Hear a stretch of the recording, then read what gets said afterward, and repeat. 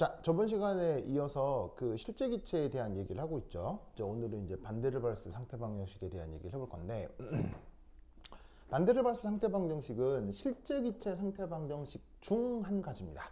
그래서 이제 전문적인 책을 찾으면 그 반데르발스 방정식이 한 대여섯 개 나오거든요. 여러 가지가 있어요. 그래서 뭐 근대화학 200년 역사 중에서 이쪽 관련해서 박사학위 받은 사람들이 많을 거 아니에요. 그 사람들이 뭐 한두 개씩만 뭐 제시를 해도 여러 가지가 있을 거란 말이죠. 그런데 이 반데르발스 상태 방정식은 그 수없이 많은 실제 기체 상태 방정식 중에 유일하게 교과 과정에서 가리키는 겁니다. 그래서 시험 문제도 내는 유일한 녀석인데, 이유는 바로 이 녀석이 바로 노벨상을 받은 녀석입니다. 그래서 이제 노벨상을 받았다는 얘기는 뭔가 좀 독특하고 중요한 면이 있다는 얘기죠, 그렇죠? 그래서 이 반데르발스 상태 방정식이 어떻게 된 건지 살펴보도록 하겠습니다. 그래서 뭐 물리화학 책뿐 아니라 전 세계 뭐 나오는 모든 일반화학 책에 이 내용들이 나오니까 좀 살펴보도록 하죠. 자, 이 반데르발스 상태 방정식은 얘는 일종의 가정입니다. 마치 F는 MA처럼. 자, 이 수식도 가정이라는 거 알죠? 가정이기 때문에 이 수식 수학적으로 증명할 수 있어요? 증명할 수 없어요? 수학적으로 증명할 수 없죠? 마찬가지로 이 수식 역시 수학적으로 증명할 수 없습니다. 반데르발스라는 사람의 그 뭐 오랜 학문 연구에 따른 직관을 모아서 이렇게 탁 가정을 한 것이기 때문에 이 수식 자체 결론적으로는 수학적으로 증명할 수 없고 외우셔야 됩니다. 외워야 됩니다. 증명 자체가 안 됩니다. 다만 증명은 안 되지만 워낙 연구가 많이 되어 있기 때문에 이 수식에서 여러 가지 의미들을 찾을 수 있는데 그걸 이제 하나하나 살펴보겠다 이런 말이죠. 그러면 알겠죠? 자, 그럼 이제 어떻게 되느냐? 우선 꼴은 이렇습니다. 그래서 이렇게 표현하기도 하고 혹은 이렇게 표현하기도 하는데 위아래 수식은 같은 수식입니다. 어떻게 같은 거냐? PV는 nRT에서 n이 기체의 몰수잖아요. 기체의 몰수를 양변으로 나누어 주면 얘를 요런 꼴로 얘를 요런 꼴로 바꿀 수 있습니다. 그래서 이렇게 표현해도 그만이고 이렇게 표현해도 그만인데 나는 아래쪽을 훨씬 더 선호합니다. 이유는 훨씬 더 깔끔하죠, 그렇죠? 예쁘기 때문에 얘를 이런 식으로 쓰는데 어제도 말씀드렸지만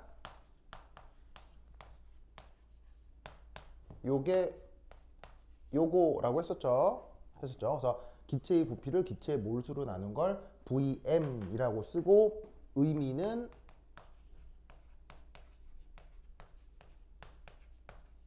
몰러 볼륨이라고 말씀을 드렸고요. 그래서 이제 이렇게 앞으로 이제 부피를 표현할 건데 그거와 관련된 수식을 지금 반데르발스 상태 방정식이라고 하겠어요. 그럼 이때 여기서 독특해 보이는 것이 바로 첫 번째 요 AB라는 부분, 요런 부분들이 지금 독특하게 도입이 돼 있죠. 그래서 반데르발스 상태 방정식을 고려를 할 때는 여기 있는 A, B가 어떤 의미인지를 이제 살펴보도록 하겠습니다. 자, 그럼 우선 첫 번째 요 B. 저 B를 다른 말로 뭐라고 하냐면 기체 자체 크기 보정항이라고 보통 얘기를 하거든요. 그래서 그 이제 뭐 이 반데르발스 상태 방정식은 카이스트 입시 문제 같은 데서도 되게 많이 나오는데 기본적으로 많이 묻는 게 A가 뭐냐, B가 뭐냐를 많이 물어요. 그럴 때 B 같은 경우 이런 식으로 기체 자체의 크기를 고려해 주고 있는 것이다 라고 얘기해 주면 되는 겁니다. 그러면 이게 왜 기체 자체 크기를 뭐 얘기해 주는 것이냐 라고 묻는다면 우선 첫 번째 이 녀석의 단위부터 한번 살펴볼게요. 자, B라고 하는 상수는 지금 누구랑 더하기 빼기로 연결되어 있습니까? VM이라고 하는 녀석이랑 더하기 빼기로 연결되어 있죠. 그럼 물리학적으로 더하기 빼기로 연결된 물리량들끼리는 반드시 뭐가 같아야 돼? 단위가 같아야 됩니다.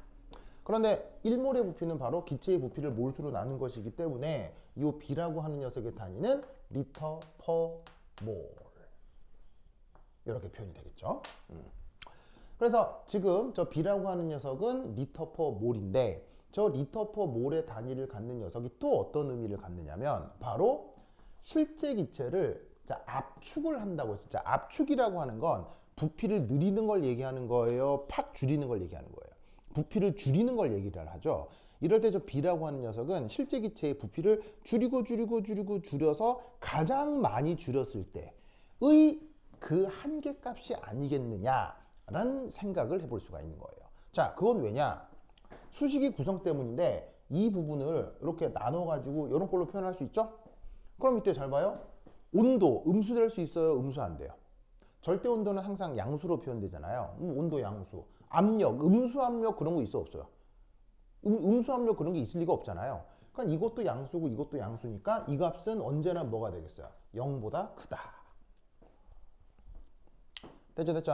그러면 다른 말로 어떻게 생각할 수 있냐면, 실제 기체의 부피는 무조건 뭐보다 커야 된다? B보다 커야 된다. 그래서 실제 기체 부피를 줄여도 1몰에 해당하는 부피가 B값보단 커야 된다. 그럼 이 말은 무슨 말이겠어요? 실제 기체를 아무리 줄여도 이것보다는 부피를 더 줄일 수 없다는 얘기겠죠. 그래서 그것을 압축을 했을 때 가장 한계에 해당하는 값이 B가 아니겠느냐. 이런 식의 생각을 우선 해볼 수가 있는 거죠. 그래서 실제 기체의 부피는 무조건 뭐보다 커야 된다? 저 B값보다 커야 된다. 알겠죠? 그리고 세 번째.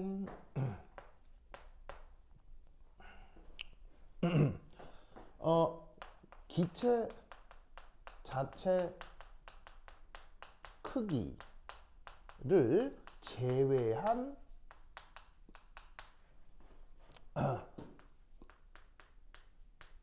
영역에서 기체 분자는 존재할 수 있습니다.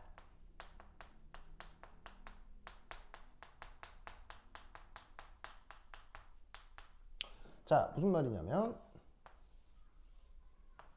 짜잔. 요것의 부피를 VM이라고 하겠습니다.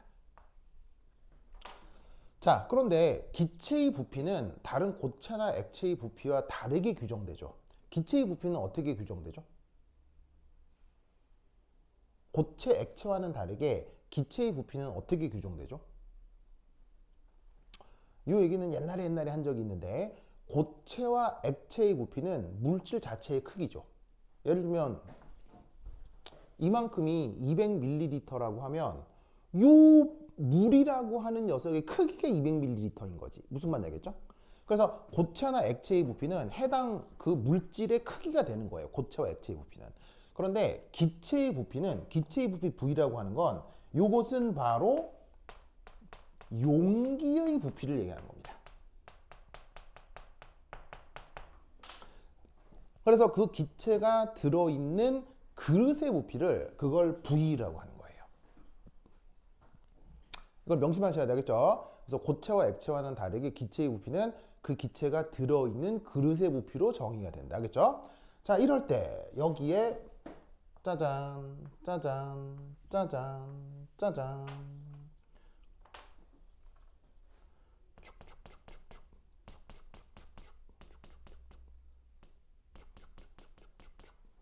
자, 여기 그려놓은 노란색으로 그려놓은 얘들이 바로 실제 기체 분자들입니다.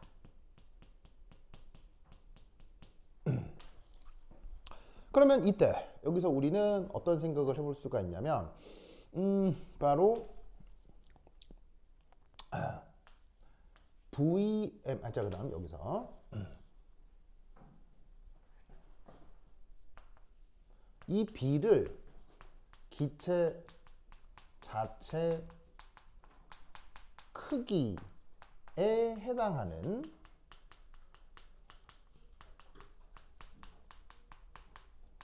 점유 부피라고 한다면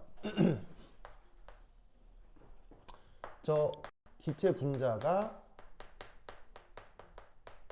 나타날 수 있는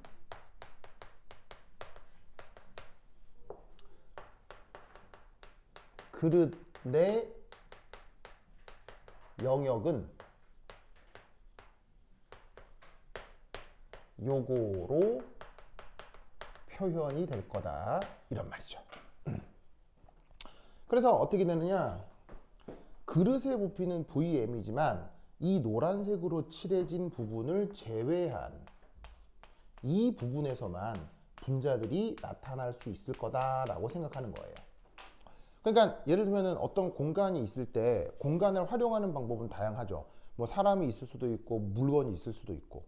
그런데 여기에 어떤 물건을 두는 순간, 예를 들면 여러분들이 앉아있는 책상을 두는 순간 그 책상을 두는 만큼 또 다른 물건을 또 둘 수가 없는 거죠. 무슨 뜻인지 아시겠어요? 그래서 어떻게 된다? 여러분들이 앉아있는, 예를 들면은 이제 여기 뭐냐면은 그거 뭐냐면 여기 이게 스무스가 오랜만에 왔단 말이에요. 그럼 스무스가 여기 앉아있어. 앉아있는데 내가 갑자기 승우가 앉아있는 그 위치에 내가 또 존재하고 싶어. 그래서 승우가 앉아있는데 내가 승우? 하면서 내가 승우 무릎 위에 내가 앉아 이렇게 싹 앉아서 한번 이 엉덩이를 싹 비벼 이렇게. 무슨 말인지 알겠어요? 그러면 승우 기분이 어때? 기분이 어때? 힘들지? 무슨 말인지 알겠어요? 예를 들면은 저기 뭐냐면 저 누구냐? 저기 윤지? 어때? 내가 승우 무릎 위에 앉으면 윤지야 보고 있으면 어때? 무슨 말인지 알겠어요? 그러니까 내가 승우 무릎 위에 내가 또 앉는다. 이 불편하다 이런 말이야. 무슨 말? 왜 불편하겠어요? 왜 불편하겠어요? 내 몸 자체의 크기가 있기 때문인 거죠. 서로의 몸의 크기가 있기 때문인 거죠. 그런데 여러분 이상기체는 한 점에 여러 이상기체 분자가 포개어져 있을 수 있어요? 불가능해요? 이상기체는 한 점에 여러 기체 분자가 동시에 존재할 수 있죠. 왜? 스스로의 크기가 없으니까. 무슨 말인지 알겠죠? 그러니까 어떻게 되냐면 이상기체는 이 들어있는 모든 그릇의 모든 위치에 다 존재할 수 있는 거예요. 그런데 스스로의 크기가 있는 물체들은 뭐 하나가 존재하면 그 위치에 다른 애들이 존재할 수 없지만 이상기체들은 그럴 수 있다는 얘기지. 그래서 어떻게 되느냐? 이 아이디어를 가지고 이상기체 상태 방정식 으로부터 보정을 해버리는 거예요. 자, 어떤 식으로? 요렇게. 자, 이게 바로 이상기체 상태방정식이죠. 이 이상기체 상태방정식을 어떻게 바꾼다? 요렇게.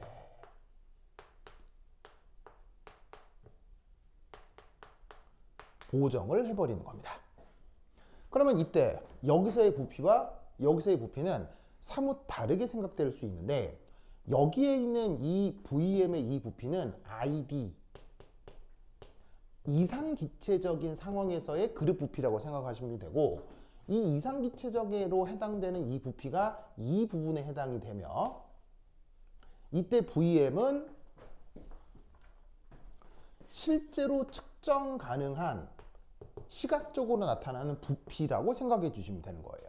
거기서 기체 자체의 크기를 제한 만큼이 이상기체적으로 기체 분자들이 존재할 수 있는 나머지 영역이 되는 것이 아닐까라고 생각이 되는 거죠. 이상기체의 경우는 이 B값을 0으로 두면 실제 내 눈에 보이는 그 그릇의 부피와 이상기체 분자들이 존재할 수 있는 영역의 부피가 같아지게 되는 거겠지.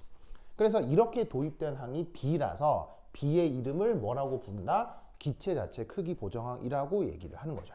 그래서 뭐 시간이 많고 답안지 여유가 많으면 이렇게 쭉 쓰시면 되는데 보통은 그래서 B가 기체 자체 크기 보정항이다 이런 식으로 이제 말하고 마는 거죠. 어차피 수학적으로 증명된다 그랬어요? 안 된다 그랬어요? 수학적으로 증명이 안 되기 때문에 이렇게 말을 만들어 붙인다라고 기억하고 있어야 돼요. 알겠죠? 그 다음 네 번째 사. 네 번째 사. 요 B값은 놀라웠게도 비슷합니다. 어떻게 비슷하냐면 이렇게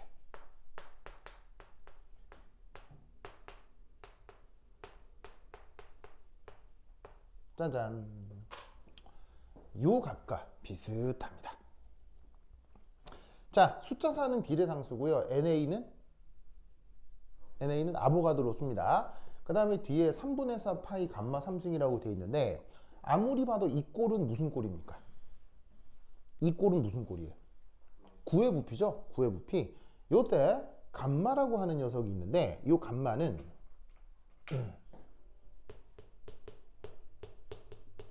기체 분자를 Q로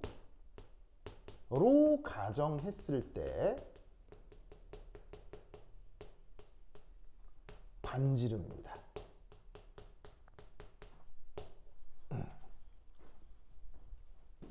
그래서 반지름이 있고 9라고 가정했으니까 바로 3분의 4 파이 r 감마 3승이 바로 기체 분자 하나의 부피에 해당되는 녀석이겠죠. 자, 당연히 모든 기체 분자는 구형일까요? 에이, 그럴 리가. 근데 구형으로 가정하는 이유는 수리적으로 단순한 모델을 만들어 보고 싶어서 그런 거예요. 그렇죠? 자, 그래서 이렇게 표현되는 이 상황에 대해서 이제 분석을 좀 해볼 건데, 우선 첫 번째 2 분자가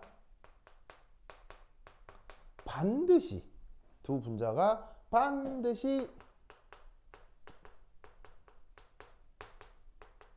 충돌해야 될 조건을 한번 살펴보도록 하겠어요.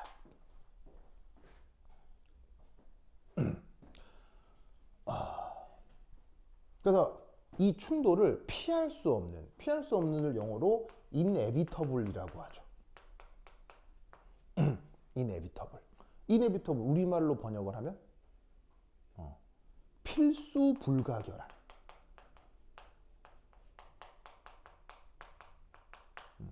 반드시 나타나야 되는 그런 상황을 생각해 보겠다는 얘기. inevitable condition을 얘기해 보겠다는 얘기죠. 아시겠죠? 몇 년 전에 나왔던 영화 중에 inevitable이라는 영화 대사가 있었는데, 어떤 영화? 바로 어벤져스 마지막 영화에서 타노스의 마지막 대사죠. I'm inevitable 이라고 하거든요. 바로 타노스가 전 우주의 생명을 절반 날려버리는 행위는 전 우주의 평화를 위해서 필수적인 일이다 라고 타노스가 얘기를 하죠. 거기에 맞받아치는 아이언맨의 명대사? 아이언맨이라고 알아요? 영화를 안 봤다고요? 윤지스 어벤져스 봤어요? 제대로 안 봤어요. 가면서 아이언맨 봤어요? 어벤져스 봤어요? 저 그 스파이더맨이 처음 능력생겨서 놀란 그딱 거기까지밖에 안 봤어요. 그래요? 그래서 자기 이름은 윤서요? 윤서는 아이언맨 알아요? 근데 영어는 한 번도 안 봤어요. 알겠습니다. 미안해요. 괜히 꺼냈네. 알겠습니다. 이거 말이 안 통하네. 난 이 영화 너무 재밌게 봐가지고요. 이 아이언맨 관련해서 레고에서 상품들이 다 나왔었거든요. 그래서 아이언맨 어벤져스 그 뭐냐면은 엔드게임 관련 레고까지 다 사가지고 집에서 다 만들어가지고 조립해가지고 집에 전시해놓고 막 이랬는데. 자, 어쨌건 보자. 자, 두 분자가 반드시 충돌할 조건. 자, 짜자자잔. 이게 안 이쁘지? 다시.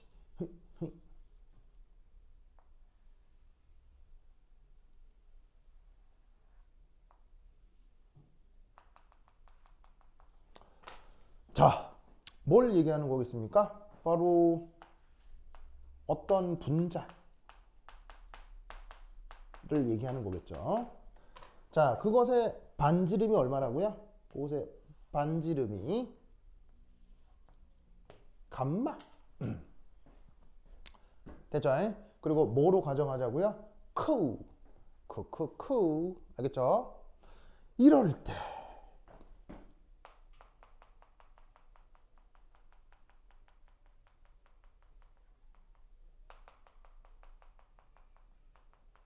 짜잔. 이 놈은 뭐냐면 무게중심이 같습니다.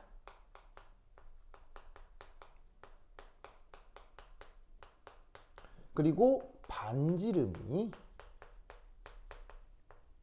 딱 2배입니다. 그런 가상적 구를 또 하나 가정해 보도록 하겠습니다. 기하학적으로 어떤 상황인지 알겠죠? 그렇죠? 그래서 무게중심은 똑같은데 거기에다 반지름이 2배인 거. 반지름이 2배니까 막 부피는 8배 정도가 되는 거죠. 알겠죠? 여기에 만약 오잇 요런 경우와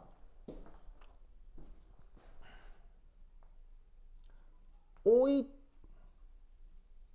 요런 경우. 자, 어떤 경우냐면 그 가상적인 구 안에 또 다른 공의 무게중심이 들어와 있지 않으면 이 두 공은 충돌하겠어요? 충돌하지 못하겠어요? 요 두 공은 충돌할 수 없겠죠. 자, 그런데 또 다른 공의 무게중심이 그 가상적인 구 안으로 들어왔다라고 치면 이 두 공은 어떻게 되겠어요? 절대로 충돌을 피할 수 없겠죠. 무슨 말인지 알겠죠? 알겠죠?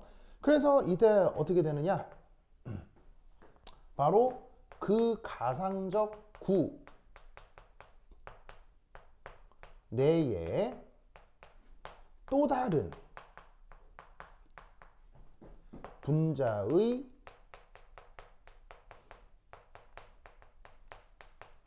무게중심이 존재하면 반드시 충돌한다.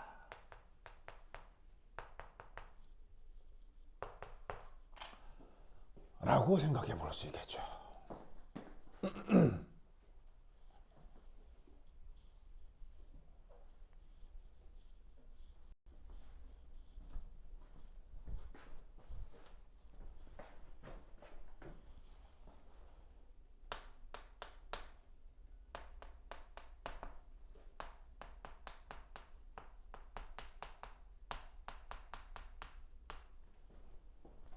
그러면 이 상황에서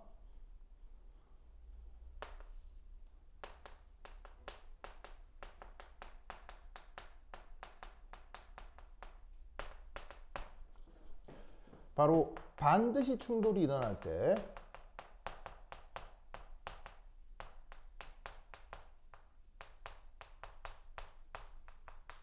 분자 하나당 점유 부피를 계산해 보려고 하는데 이렇게 해주면 되겠네요.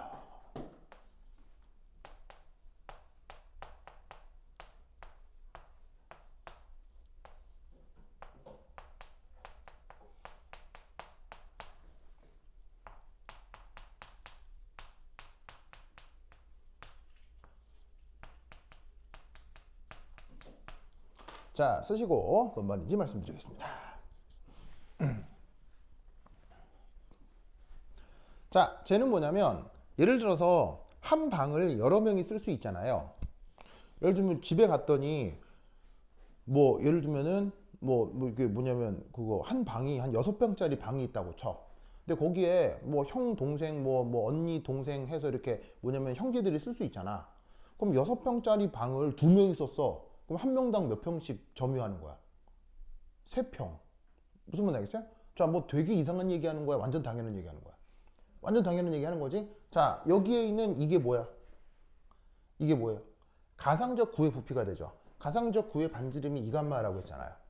그래서 그 녀석의 부피인데 그 부피에 반드시 충돌이 일어난다고 하면 분자가 몇 개가 있는 거야? 평균적으로 분자가 2개가 있는 거지. 그렇지. 무게중심이 2개가 있는 거잖아. 그럼 그 두 무게중심으로 한번 나눠보자 이런 얘기야. 그러면 평균적으로 한 분자당 얼마의 부피를 차지할 때, 요 정도 부피를 차지할 때 두 분자는 반드시 충돌하게 된다는 거지. 뭐만 아시겠죠? 이 상황 아시겠어요? 알겠어요? 그런데 이때 지금 여기 그려놓은 분자가 꼴랑 2개 아니면 3개 뭐 이 정도잖아요. 그런데 실제로 기체 분자는 얼마의 단위로 존재해요? 기체 분자들은 아보가드로 수만큼 많이 존재하잖아요. 10의 23승계 정도로 많이 존재한단 말이에요. 그럼 이때 여기서 우리는 이런 생각을 해볼 수 있겠죠. 여기 지워도 되겠어요? 여기 지운다잉? 여기 지운다잉? 지우자.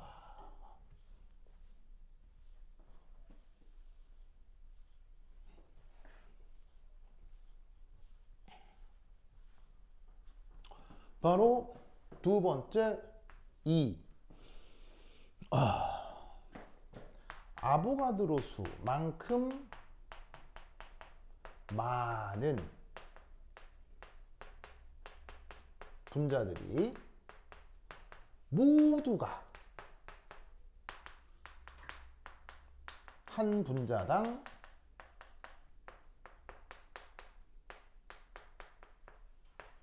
요런 정도의 영역을 차지한다면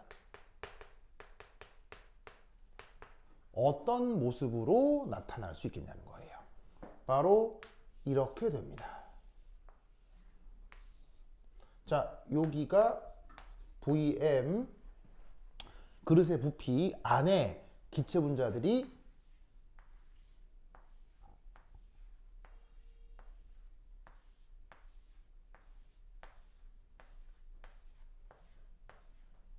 이런 식으로 존재하게 될 겁니다. 마치 뭐가 된 것처럼 이합체를 형성한 것처럼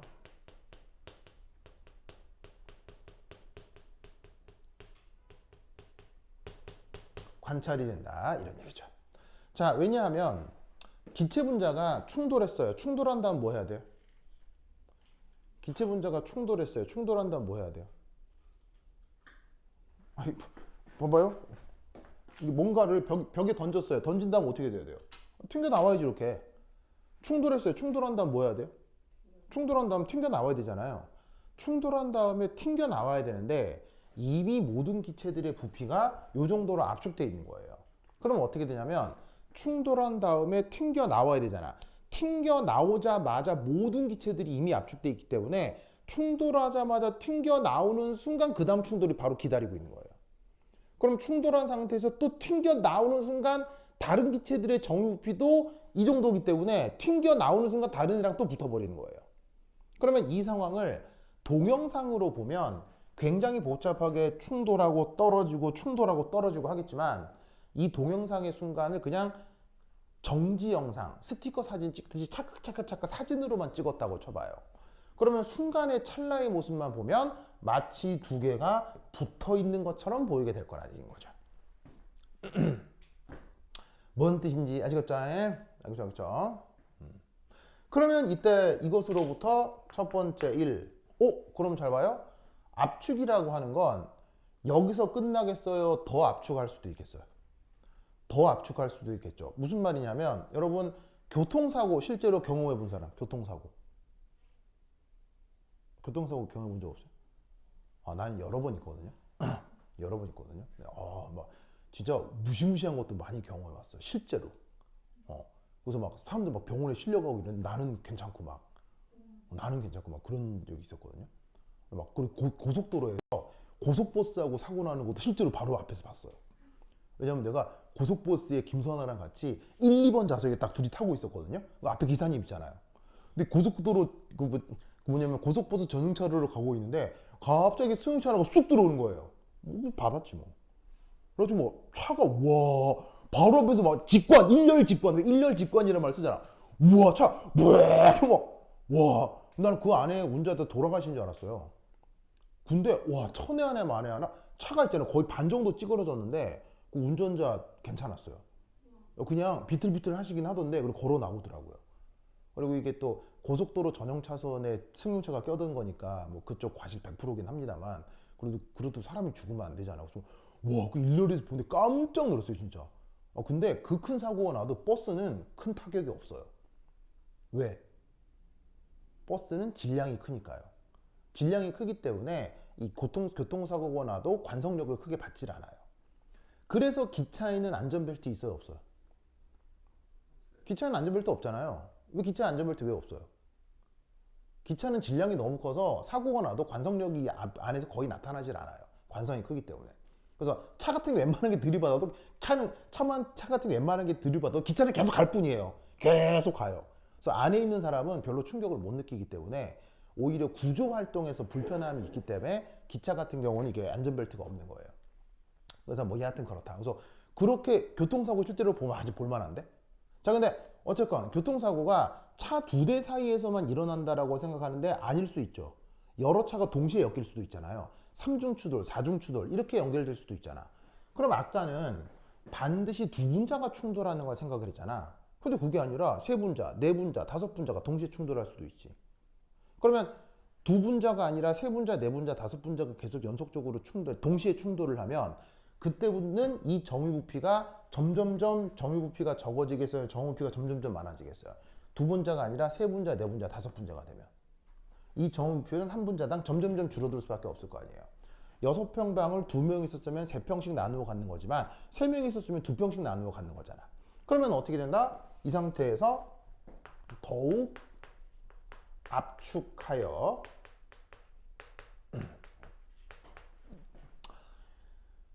세분자, 네분자 등의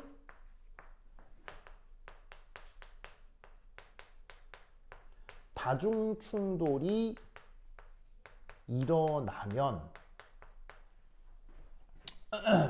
어떻게 된다? 2합체가 아니라 3합체.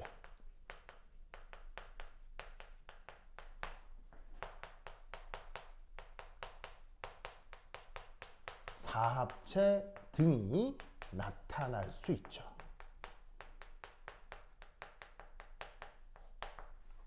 뭔 뜻인지 아시겠죠? 그러면 결국에 매우 고압 조건에서 다합체가 나타나고 그것이 무엇으로 연결되겠습니까? 그러면 이제 3합체, 4합체가 아니라 5합체, 6합체 등등등에서 다합체가 나타날 수도 있잖아요. 그 다합체가 나타나는 상황이 뭐겠어요? 바로 액체 혹은 고체로의 뭐가 나타난다? 전문용어로? 상태 변화가 나타나게 되는 겁니다.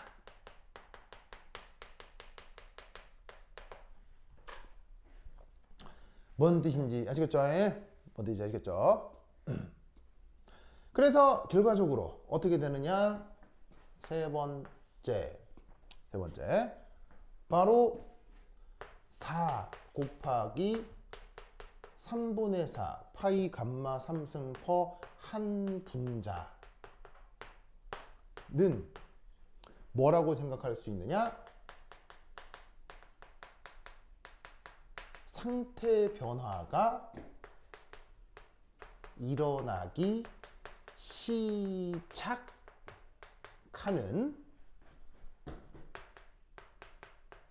분자당 점유부피라고 생각할 수 있는 거죠. 뭔 뜻인지 아시겠죠? 왜냐하면 천리길도 한 걸음부터 라는 말이 있잖아요. 그러면 다합체를 통해서 상태 변화가 나타나는 것의 시작이 어디부터예요? 2합체부터잖아요. 그럼 2합체가 나타나는 순간에 한 분자당 점유부피가 얼마야? 이만큼이겠지. 무슨 말인지 알겠죠? 그러면 이때 이것으로부터 자, 이쪽 이제 이쪽 지워도 되겠어요? 이쪽 지워도 되겠어요? 지우자.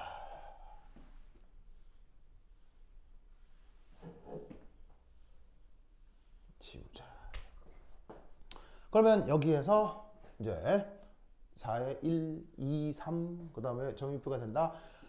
그리고 이제 그러면 이때 기체 1몰 의 경우 그 점유부피는 어떻게 표현되겠어요? 4 곱하기 3분의 4 파이 감마 3승의 아보가드로 수를 곱한 것이 되겠죠. 그리고 이것이 분자가 기체 상태로 존재 가능한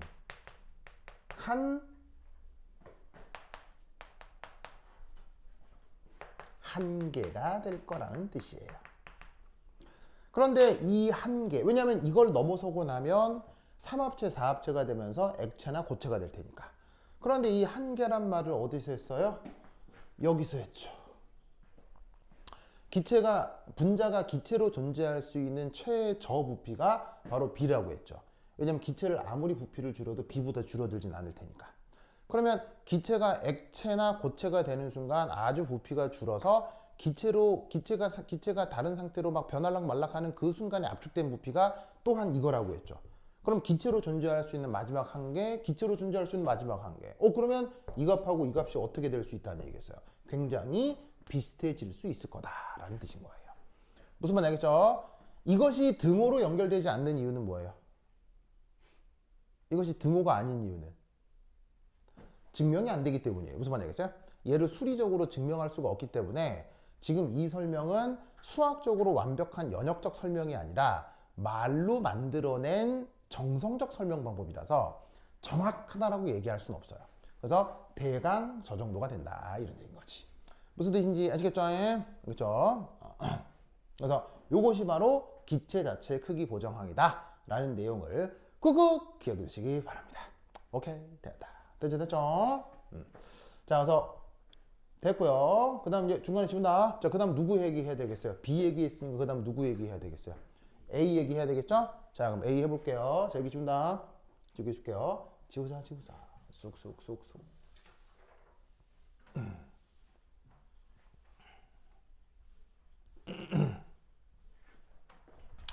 자, 그 다음 두 번째 요 A에 대한 얘기를 해야 되겠네요. 저 A는 바로 이겁니다. 분자 간 인력 보정항 A. 분자 간 인력 보정항 A. 자, 우선 첫 번째 1. 역시나 뭐부터 생각해 볼 거냐면 단위요.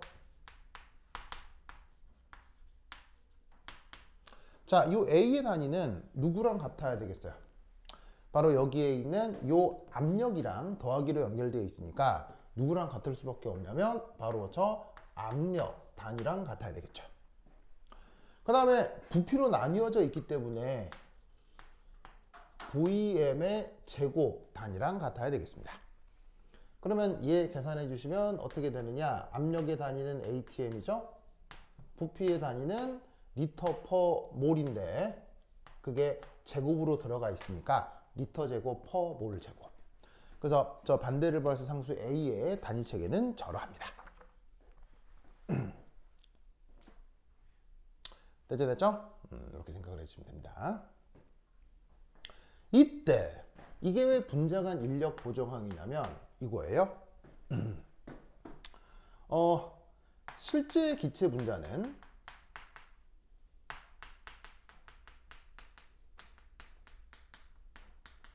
분자 간 인력이 나타나죠.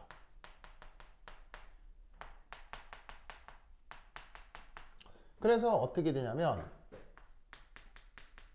이상기체에 비해서 그 압력이 작게 나타날 것으로 추정이 됩니다.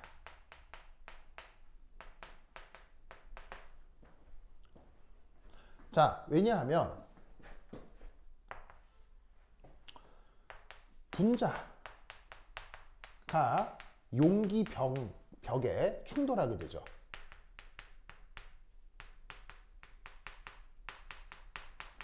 그리고 용기 벽에 충돌하면서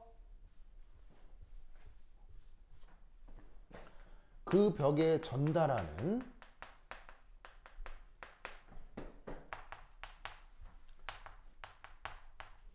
단위 면적당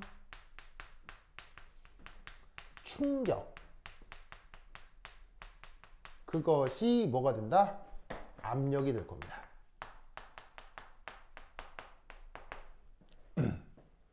그런데 어떻게 되냐면 분자 간 인력이 나타나면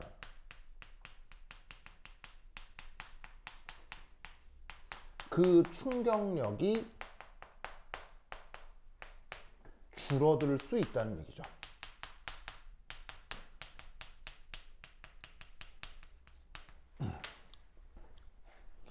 자, 예를 들어서 내가 기체 분자인데 막 달려가서 이 벽을 쾅 하고 때릴 예정이에요. 그럼 벽을 쾅 때리면 벽 바깥에 있는 사람이 오 이런 식으로 충격을 받을 수 있잖아요. 그게 뭐가 된다? 기체가 나타내는 압력, 기압이 된다는 얘기예요. 그런데 내가 여기서 야 달려가지고 10N의 힘으로, 원래는 10N의 힘으로 이렇게 때릴 예정이었거든요. 근데 내가 막 달려가서 10N으로 때리려고 하는데 뒤에서 또 다른 기체 분자가 나하고 인력이 있어서 뒤쪽으로 2N 정도로 뒤로 당긴다고 쳐봐. 그럼 내가 원래 10N 때려야 되는데 뒤에서 당기니까 8N으로밖에 못 때리겠지. 그러니까 이상기체적 상황에 비해서 압력이 줄어들지 않을까라고 예상해 볼 수 있다는 거죠. 무슨 말 알겠죠? 그리고 아까도 얘기했던 것처럼 분자 간 인력이 있다면 이건 이상기체예요, 실제 기체인 거예요. 분자 간 인력이 있다면 이건 실제 기체인 거니까. 뭔 뜻인지 아시겠죠? 알겠죠? 그래서 이때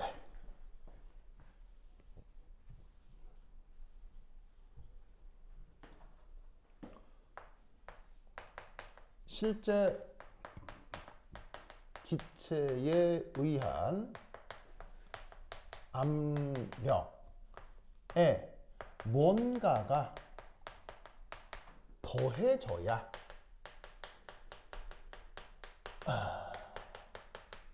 이상기체적 압력이 될 거라고 논리적으로 생각해 볼 수 있는 거죠. 그래서 아까 이것으로부터 P VM 레알 빼기 B 요게 RT인데 이만큼이 바로 이상기체적인 부피였다는 건 아까 얘기를 했었죠. 여기에 있는 이 압력 역시 이상기체적인 압력이었던 거야. 그럼 얘를 어떻게 보정하느냐? 이렇게 보정하는 거지.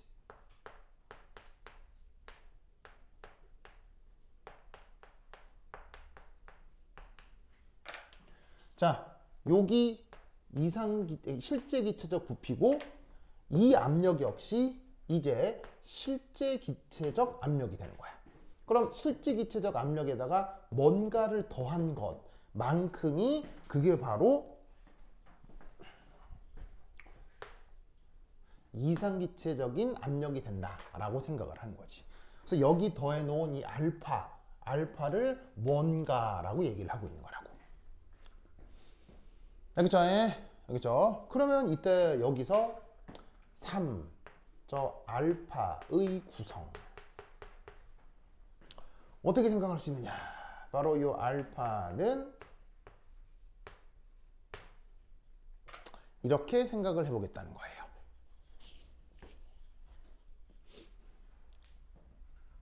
이렇게 생각을 해보겠다는 거예요.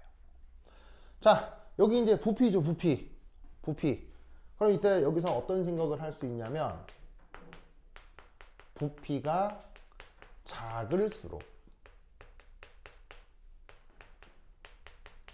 분자 간 거리가 가깝겠죠? 맞나요? 부피가 작을수록 분자 간 거리가 가깝다는 거 아시겠어요? 그럼 분자 간 거리가 가까울수록 인력은 어떻게 되겠어요? 인력은 더 커지겠죠? 인력이 커질수록 바로 보정해야 하는 정도 역시 더 커지게 될 거라는 얘기입니다. 그래서 어떻게 되냐면 요 놈의 부피가 작을수록 요 보정항도 커지는 것으로 지금 설계가 되어 있는 것이고 그 외에 나머지 부분 요 A가 그 비례상수다 라고 생각할 수 있는 거예요. 그래서 도입된 상수 A가 바로 요 반데르발스 상수 A가 된다 이런 얘기죠. 뭔 뜻인지 아시겠죠? 알겠죠? 그래서 요게 1. 오! 그런데 이때 여기서 요 n승 있죠? n승. 요 n 보이죠? n. 요 n 이게 2, 4, 6, 짝수만 가능합니다. 2, 4, 6 짝수만 가능합니다. 홀수 안 됩니다. 짝수만 가능합니다. 왜냐? 해줄게요. 해준다. 해줄게요. 해줄게요.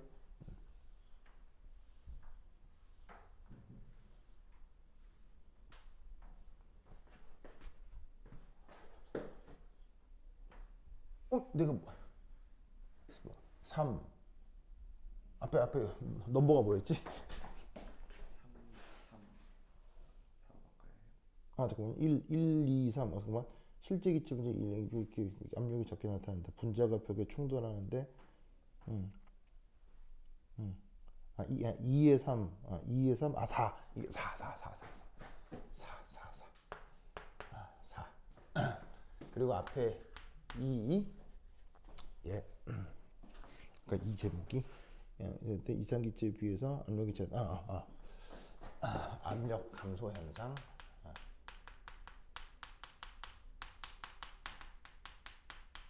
이게 2번이었고 그거의 4 알파 구성의 두 번째 2 요게 1이군요. 2. 자, 2는 뭐냐면 이겁니다. 그 물질의 상태 변화를 설명하려면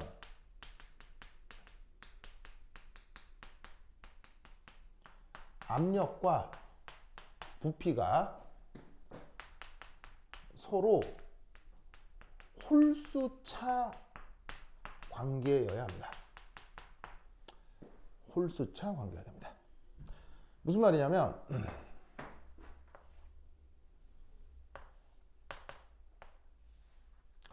여기가 압력이고 부피잖아요. 그럼 이렇게 하면 요거는 이제 1차 함수 관계인 거죠.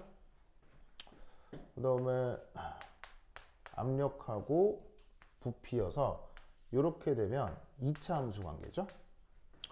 그 다음에 이렇게 되면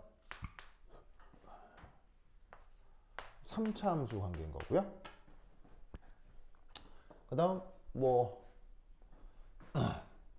나머지 하나만 더 쓰면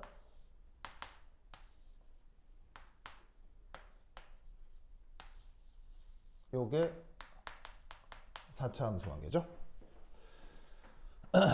됐습니까? 그러면 이때 여기서 우선 이거 자체도 1차 함수인 관계는 사실 요것도 기각이 돼야 되겠죠. 왜냐면 이상기체의 상태 방정식만 하더라도 PV는 nRT잖아요. 1차 함수는 1차 함수인데 이 둘이가 반비례하는 관계이기 때문에 직선의 상호작용이 나타나선 곤란할 겁니다. 아시겠죠? 그래서 압력하고 부피가 1차 함수인 관계도 조금 이제 불편하고요. 그 다음 2차 함수. 여기서 이제 말도 안 되는 일이 벌어지는데 바로 이런 구간이 불가능하기 때문입니다.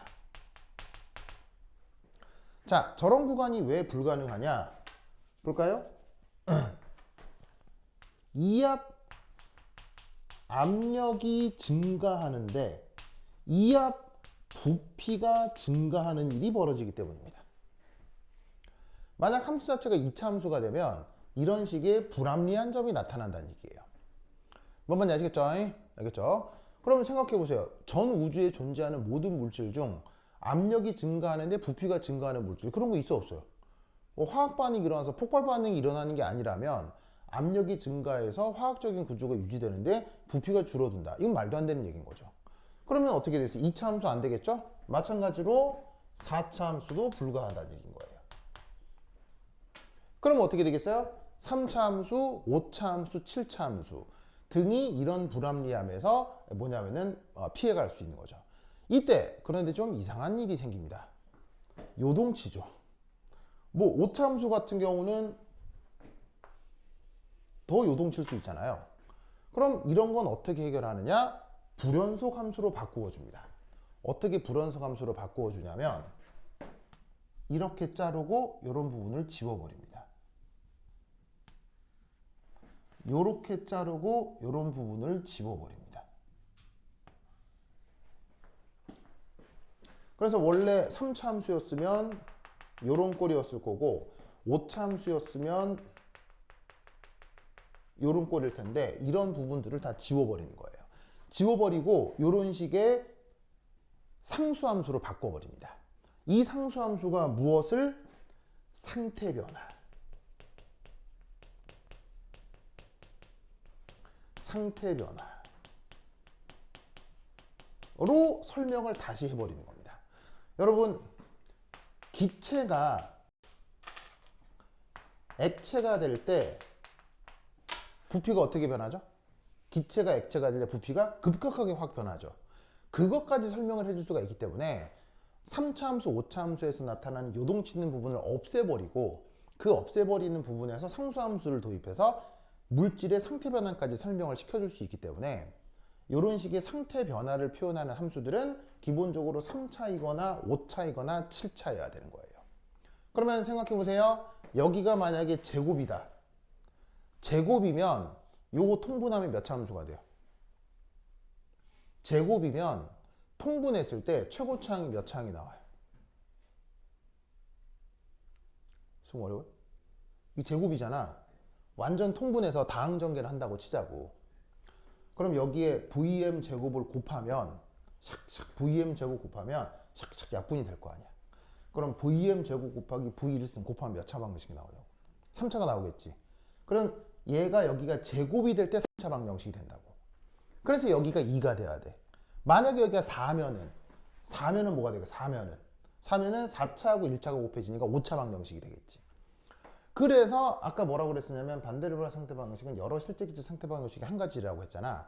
그래서 또 다른 상태 방정식 중에는 이 자리가 2가 아니라 4인 게 있어요. 무슨 말인지 알겠어요? 왜 이 자리가 3도 아니고 5도 아니고 이 자리가 2 아니면 4가 돼야 되느냐?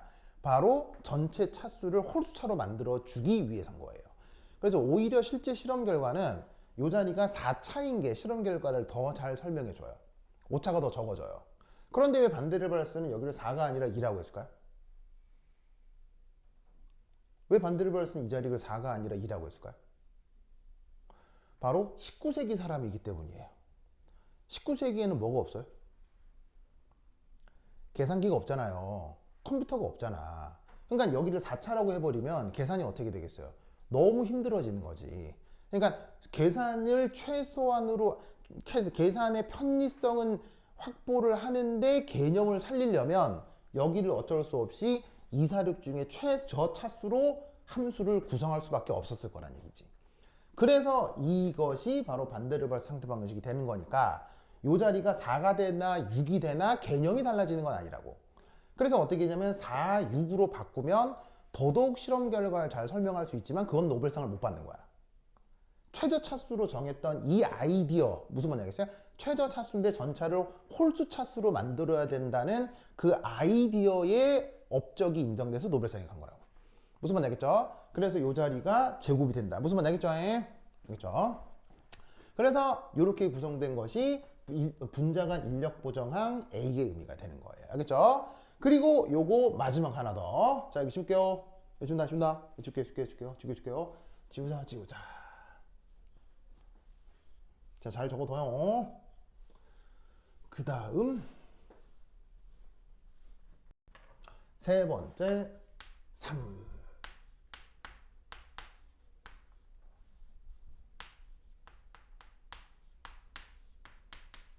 이거 중요해. 시험에 나와. 어디 시험에 나와? 여러분 학교 내신 기출에 나와. 지금 되게 설명이 약간 정확한데 이따가 이제 바로 문제풀이를 할 거거든요. 문제풀이 할 건데 이렇게 정확하게 설명하는 이유가 있어. 다 시험에 나와서 그래. 자, B분의 A. 자, B는 뭐예요? B는? 이거. 알겠죠? 이거. A는 뭐예요? 이거. 그럼 이게 뭔지를 알아보기 위해서 첫 번째 1, 역시나 단위 먼저.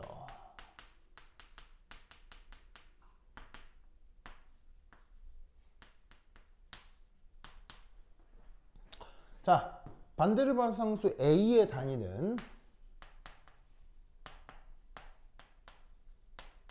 이거였어요. 그런데 B의 단위는 뭐였어요? 1몰 부피 VM과 단위가 같은 이거였죠. 맞습니까? 그럼 이때 얘는 단위가 어떻게 바뀌냐면 이렇게 바뀌지. 됐죠? 맞습니까? 아무것도 아니고 그냥 곱하기 나누기만 하시면 되죠. 그럼 이때 남아있는 요 ATM 리터 저거 다르게 바꾸면 뭐예요? ATM 리터 다른 식으로 바꾸면 뭐예요? 바로 봐. 101.325 줄이죠.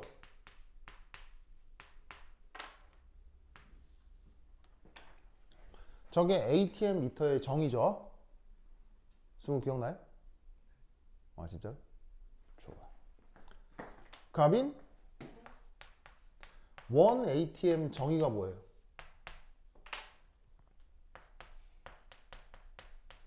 정의의 정의 정한 거예요. 원 ATM 정의가 뭐예요? 오 그렇지. 101325 뉴턴 퍼 미터 제곱. 이게 바로 원 ATM의 정의죠. 1리터는 몇 세제곱미터예요? 10의 마이너스 3승이죠. 그러면 두 개를 곱하면 101.325 뉴턴 미터가 된다고요. 알겠죠? 뉴턴 미터를 다른 말로 줄. 알겠죠? 그래서 ATM 리터 퍼 몰은 101.325 줄 퍼 몰이에요. 그러면 이 말은 무슨 말이냐면 A를 B로 나눈 것은 어떤 에너지를 얘기하는 거예요. 무슨 말이겠죠? 단위 자체가 에너지가 나오기 때문에 이거 무슨 에너지인데? 무슨 에너지? 어떤 에너지와 관계가 있네? 그럼 이게 무슨 에너지와 관계가 있느냐?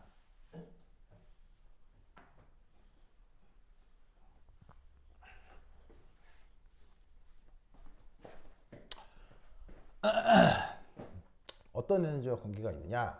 바로 이 녀석은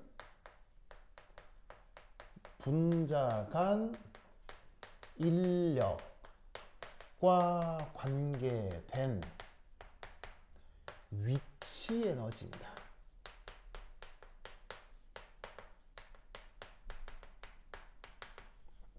자, 여기 인력이라는 말을 썼는데 요 A라는 것 자체가 무슨 보정학이었어요?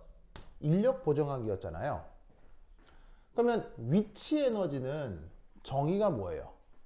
위치 에너지는 인력 혹은 청력에 의한 에너지.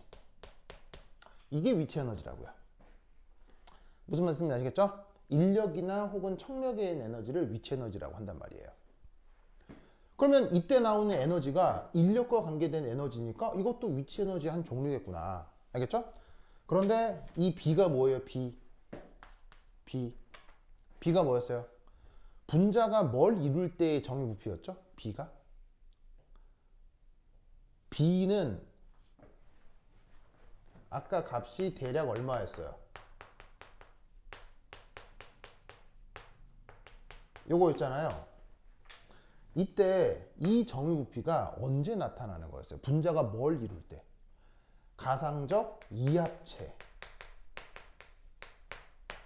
이합체를 이룰락 말락 할 때의 정의 부피가 4 곱하기 3분의 4 파이 감마 3승이었잖아요. 그러면 이합체를 더 넘어서면 무엇이 이루어져요? 이합체를 더 넘어서면 무엇이 이루어져요? 상태 변화가 이루어진다고 했죠? 그러면 결국 이 녀석은 뭐냐면 바로 분자가 상태 변화를 이루기 직전 분자간 인력에 의한 위치 에너지가 되는 거예요. 왜 분자가 상태 변화를 이루기 직전이라고 했냐면 이 합체까지는 아직 온전한 상태 변화가 됐다고 보기 어려워요. 이 합체가 3합체, 4합체를 넘어서 다합체가 돼야 드디어 상태 변화가 된 거죠. 그러니까 이 합체는 이제 상태 변화를 해볼까 말까, 해볼까 말까 하는 그 경계, 무슨 말인지 알겠어요? 그 경계에서 분자가 이 합체를 딱 이루고 있을 때의 위치 에너지, 무슨 말인지 알겠어요? 그것이 바로 A 오버 B가 된다 라는 것을 꼭꼭 기억해 두시기 바랍니다. 알겠죠? 그래서 이때 이 A분의 B는 놀라웠게도 뭐랑 비슷한 값을 갖느냐? 바로 봐. 입실론과 비슷한 값을 갖습니다. 윤지스, 입실론 뭐예요? 입실론 뭐예요? 모르기는 어제 했잖아요. 가빈스, 입실론 뭐예요? 유전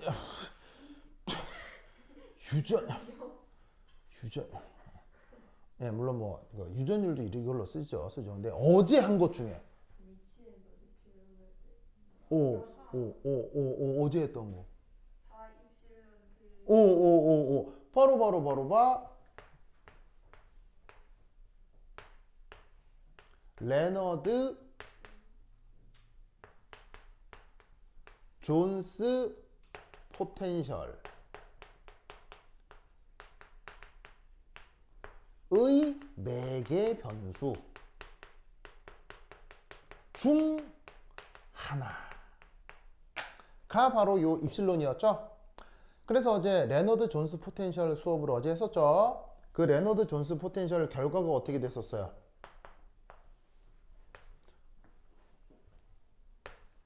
자, R이 뭐냐면 분자간 거리죠. 그 분자간 거리에 대해서 위치 에너지, 분자간 위치 에너지가 결론적으로 이런 꼴로 표현된다고 했었잖아요. 기억나시죠? 그때 레너드 존스라는 사람이 뭐라고 얘기를 했었냐면 이때 이 함수를 표현하는 수식적 관점에서 요 위치의 거리를 시그마 그리고 요 극소점에서의 에너지를 마이너스 입실론, 그 다음에 이 극소점을 갖는 요 위치가 2의 6승분의 1의 시그마, 이 얘기를 했었죠. 그러면 2의 6승분의 1의 시그마, 여기서 뭔 일이 벌어지느냐? 바로 분자가 이합체를 이루는 상황이라는 얘기인 거예요. 그래서 어떻게 되냐면, 자, 한 분자의 반지름을 얼마로 정했어요? 감마라고 했잖아요. 그러면 얘가 이합체를 이루면 여기서부터 여기까지 거리가 얼마겠어요? 2감마가 될 거 아니에요. 그럼 결국 2의 6승분의 1의 시그마가 뭐랑 가깝다는 얘기예요? 2감마랑 비슷하다는 얘기인 거예요. 무슨 말인지 알겠어요? 그래서 레너드 존스 포텐셜에서 나타나는 이 시그마와 입실론이 바로 반데르발스 상태 방정식의 개념에서 나타나는 이런 내용들과 일치를 하고 여기에 있는 이 입실론 값이 b분의 a랑 비슷한 값을 가져요. 똑같은 건 아니고요. 비슷해요. 그죠? 비슷해요. 그리고 2의 6승분의 1의 시그마가 두 분자가 딱 접촉을 해가지고 이합체를 이루려고 할 때 그 분자 간 거리에 해당하기 때문에 요 레너드 존스 매개 변수 중 하나인 시그마의 값이 요 2감마랑 요런 정도의 상관관계가 있어요. 무슨 말 알겠죠? 그래서 어제 했던 이 레너드 존스 포텐셜에 대해서도 꼭 공부를 해요. 알겠죠? 그래서 이것이 반데르발스 방정식에서 나타나는 b분의 a의 의미. 됐죠? 됐죠? 이 논리를 기억해 두시기 바랍니다. 오케이, 됐다. 저 얼마나 찍었지? 너무 많이 찍었나? 오! 너무 많이 찍었다. 그러면 한 10분 쉬었다 하도록 하겠습니다. 화장실 갔다 오세요. 너무 많이 찍었어. 배터리.